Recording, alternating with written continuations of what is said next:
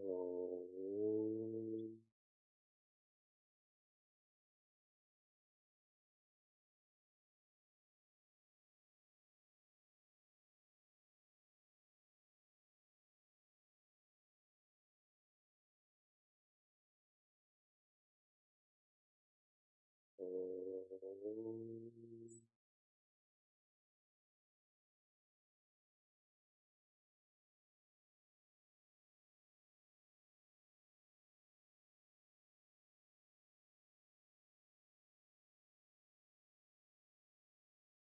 Om. Om.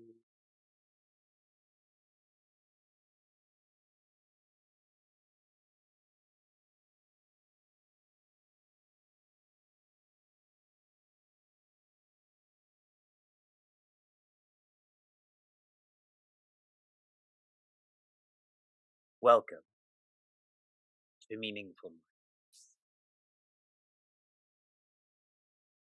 Paravidya technically means highest knowledge. We're not interested in technicalities. What does this mean personally? Paravidya is that which frees you. The highest knowledge is a knowledge, is an insight that makes you feel free. Even more personally, Paravidya, the highest knowledge, is an experience that one has only on account of grace.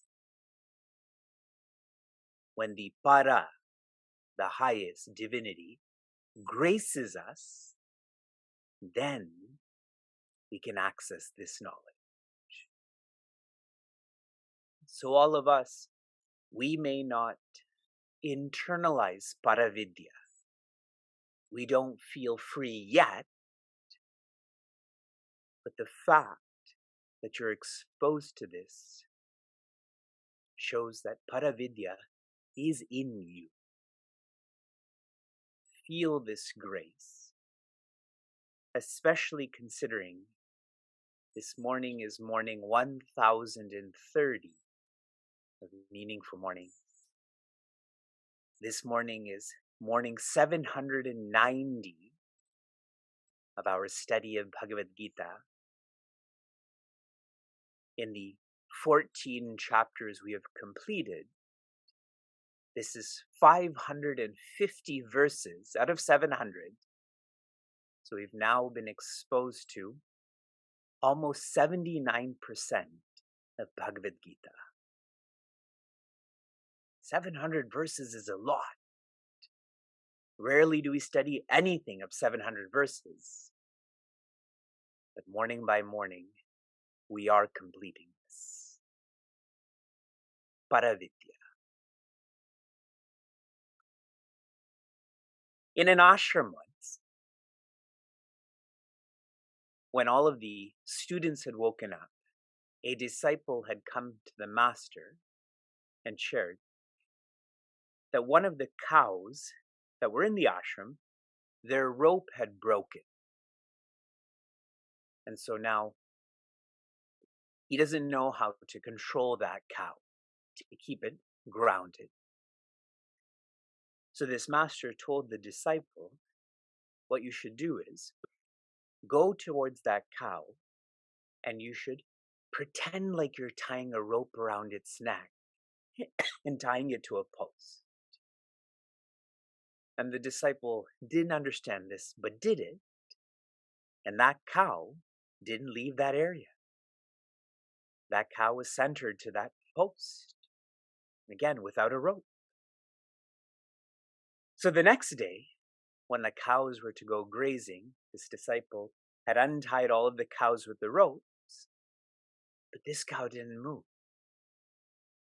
So the disciple goes to the master and says, all of the cows are going, but this one is not going. What do I do? And that master said, because you never untied that cow. You pretended to tie the cow so it feels like it's tied, Now go and pretend like you're untying that cow so it leaves that centered area. Why am I telling you this story? What was the theme of chapter 14? Something about as if we're tied by ropes. When you know that you are not bound, you become free then. This is the theme of chapter 14. To develop our personalities as such, where these ropes, we're not influenced by them. We're not identified with them. We continue to chapter 15. In the Bhagavad Gita, chapter 1 is the setting. It is this setting that makes the remaining chapters more relatable. Chapter 2 is the syllabus. I saw a commercial recently for going back to school. I didn't realize how traumatized I was from back to school commercials. That I'm never going to go back to school, but still, like I felt uneasy. You know, in your first year of high school or college and they give you that syllabus, like, how is this going to happen for 4 months or 4 years?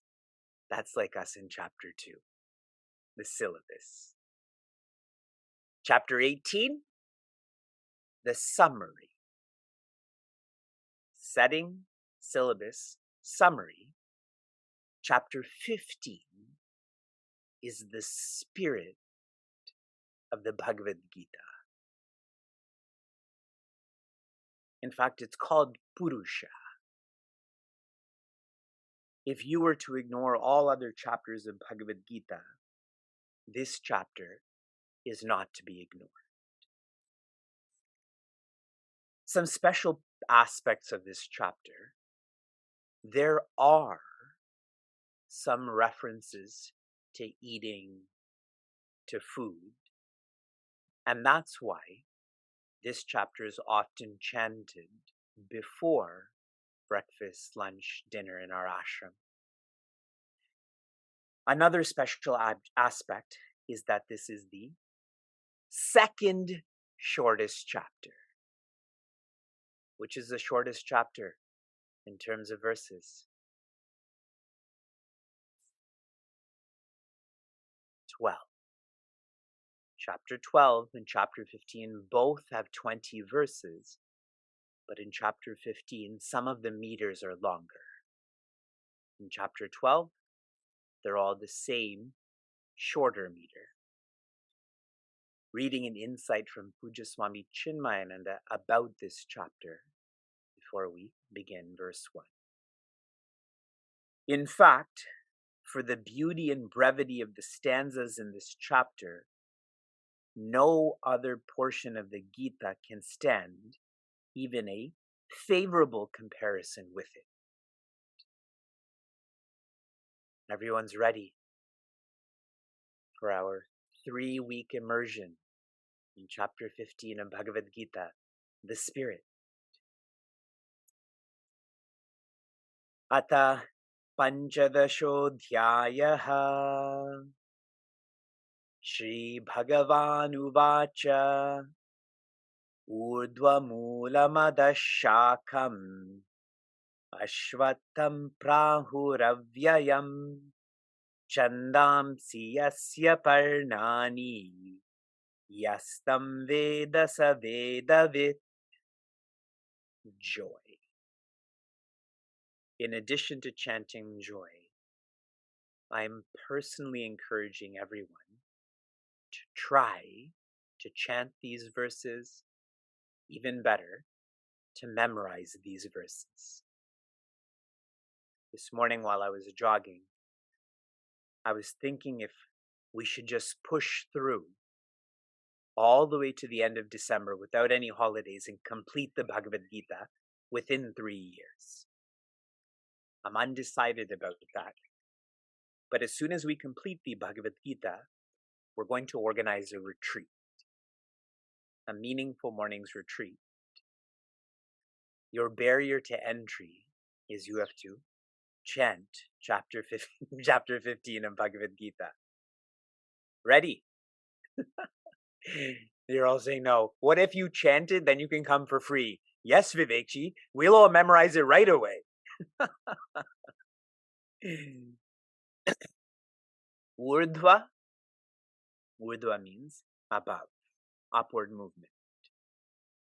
Moolam is roots. The roots are above. Adaha, below, downward movement. These words were used in the previous chapter also. Shakam, branches, like those around me. Whenever we see a tree like the ones around me, the roots are below and the branches are above. But Shri Krishna is a master teacher sharing this master class where he spun this upside down. The roots are above and the branches are below. The implication of this, the roots are divinity. The branches are relativity. And Shri Krishna is sharing here, if there is a cause for relativity, then naturally that cause is divinity. Please note I'm sharing if. Anyone who's more thoughtful about this, if there's an absolute, there is no relative then. But we feel relative. So then, what could be the cause of the relative? We have to assign that to divinity. More personally, Shri Krishna is showing our fall from divinity to relativity. More about what the relative is coming. And I love this second quarter. Prahuhu, this is described as or spoken of Ashwatham. This tree is like the Ashwatha tree, which is commonly known as a peepal tree, and it feels like it is avyaya. Everyone caught those words? What this means. The word avyayam was one of the last words in the last verse of the previous chapter. I mentioned to you that chapter 14 bleeds into chapter 15. We can see that in the language. Now, avyayam means unchanging. Unchanging. But this tree of relativity, we feel like it's not changing, even though it is. We don't know the beginning of this tree. We don't know the end of this tree. Just like we don't know the beginning of creation. We don't know the end of creation. So we feel like creation is unchanging. Creation is forever. That is not the truth, though. Just because you don't know the beginning and end, so you assume this is forever, is childish logic. This tree in Sanskrit is known as a vriksha. Vriksha means that which will fall. True? Every tree that grows will fall. If you take old trees that are 1,000 years old, they're not going to fall in your lifetime, but they are going to fall. And the word Ashwatha is even more philosophical. Staha, or sta, I'll keep it simple. Sta means established. Shva means tomorrow. And ashva, the opposite. We think this tree will still be there tomorrow, but ashvata means that which will not be there tomorrow. That's the case with the relative, isn't it? So Shri Krishna is describing our experience of creation. We think that this is solid, but it is not. Briefly, Paranani, on these branches there's leaves, just like behind me. These leaves symbolize Chandamsi, which means the Veda, which are volumized into the Vedas, that is 4 in number, particularly the 80,000 mantras that relate to the Karma Kanda, that relate to desire. Okay, everyone can see this? Divinity. This has a trunk, it has branches, it has leaves. Yastam Veda Savedavit, and the one who knows this is the one who is Uttama, the one who's grown through relativity to divinity. This chapter is described as Purusha Uttama, Purushottama, that human that is the highest, that human who has made use of being a human by evolving to divinity. And this is why this chapter, the theme is limitlessness. And please note this carefully. Chapter 14 is limits. Logically, through grammar, then chapter 15 should be limitless. But I consciously am describing this as limitlessness because when we think of limitless, we think of the sky, we think of gravity. But limitlessness, you personalize that I can feel this limitlessness. There's much, much, much more in this verse, and it continues on into verse 2. Please keep being ready. If you can, read in advance. And that's just me being polite saying, if you can. Obviously you can, so read in advance. For inspiration to application.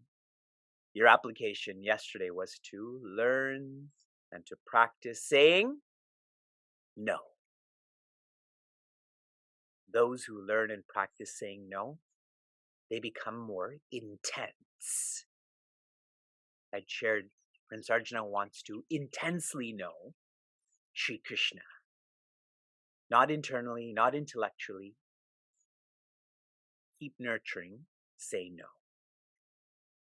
Your practice for this morning. Yesterday I had a meeting with Swami Advayanandaji. He is one of the leaders of the Chinmaya International Foundation. He is teaching the upcoming Vedanta course in Mumbai, starting in the middle of January. And he met with me, essentially asking me, how come so few people apply for our Vedanta course? So I want you to think about that. Why do so few people, particularly younger people, why don't they apply for our Vedanta course? Swamiji met with me with the implication that I interact and teach a lot of evolving adults, young adults, youth. And he wanted to know what I can do to help them apply for the Vedanta course. So I want you to think about this. We'll think more about this together tomorrow. Shanti, Shanti, Shanti. Be joy.